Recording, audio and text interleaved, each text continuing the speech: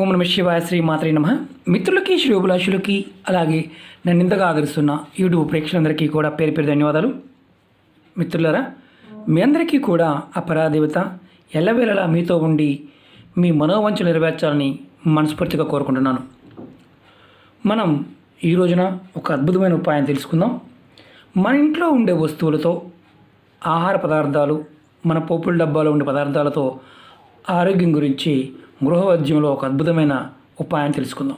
మీరు చూస్తున్నారు మెంతులతో ఎన్నో ఆరోగ్యాలకు సంబంధించిన సమస్యలకి మందులుగా వాడుతూ ఉంటాం. అలాగే ఇదే మెంతులతో మనం చాలామంది మిత్రులు అడిగారు ఏంటంటే, మాకు జుట్టు రాలిపోతుందండి, అలాగే వెంట్రుకలు బాగా పెరగాలి, ఏదైనా మన ఇంట్లో ఉండే వస్తువులతో ఖర్చు లేకుండా, ఎక్కువ ఖర్చు కాకుండా చేసుకోగలిగే ఉపాయాలు చెప్పండి చాలామంది అడగటం జరిగింది. వారందరి కోసం ఇది ప్రయత్నపూర్వకంగా చేస్తే ఆడవారైనా మగవారైనా అద్భుతమైన ఫలితాలు వస్తాయి. ఎలా చేయాలి, ఏ విధంగా చేయాలి మీకు తెలియజేస్తాను. అలాగే మీకు ఈ వీడియో నచ్చినట్లయితే లైక్ చేయండి, నా ఛానల్ని సబ్స్క్రైబ్ చేసుకోండి, గంట సింబల్ని యాక్టివేట్ చేసుకోండి, 10 మంది మిత్రులకి షేర్ చేయండి. అలాగే చాలామంది మిత్రులు అనేక రకాలైన సమస్యల మీద అడుగుతూ ఉన్నారు. నా వీడియోస్లో చాలా వీడియోస్ అంటే ఒక సమస్యకి 10 రకాలైన ఉపాయాలు ఉన్నాయి. మీరు నా వీడియోస్లోకి వెళ్ళండి, మీరు ఆచరించగలిగేదాన్ని ప్రయత్నం చేయండి, మీరు చేయగలిగేదాన్ని మాత్రమే చేయండి. ఇప్పుడు వీటిని ఎలా ఉపయోగించాలో చెప్తాను. మీరు వీటిని మామూలుగా దంచి పౌడర్ చేసుకొని పెరుగులో కలుపుకొని తలకి రాసుకుంటూ ఉంటారు.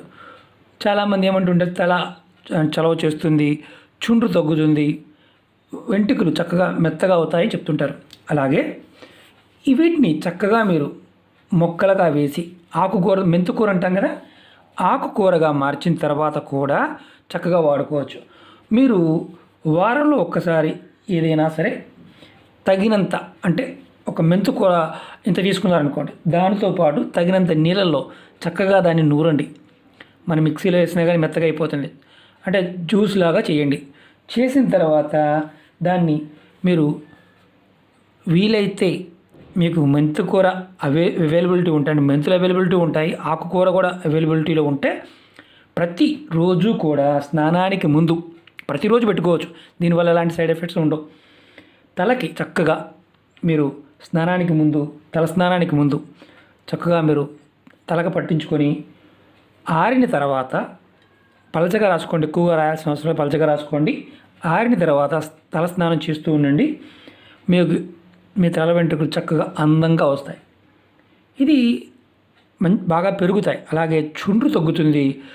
తలలో ఏదన్నా అంతకుముందు ఏదన్నా కొన్ని మెడిసిన్స్ వల్ల, మనం కొన్ని మెడిసిన్స్ అంటే అనారోగ్య సమస్యల వల్ల కొన్ని మెడిసిన్స్ తీసుకుంటాం, యాంటీబయాటిక్స్, వాటి వల్ల తలలో మన వెంట్రుకలు రాలిపోతూ ఉంటాయి, జుట్టు కలర్ కూడా తెల్లబడుతుంది. ఒక్కొక్కసారి రాలిపోయిన ప్రదేశంలో జుట్టు రావాలి మళ్ళీ, కానీ రాదు. అలాంటి సమస్య నుంచి కూడా ఈ మెంతులు వాడటం వల్ల బయటపడతారు.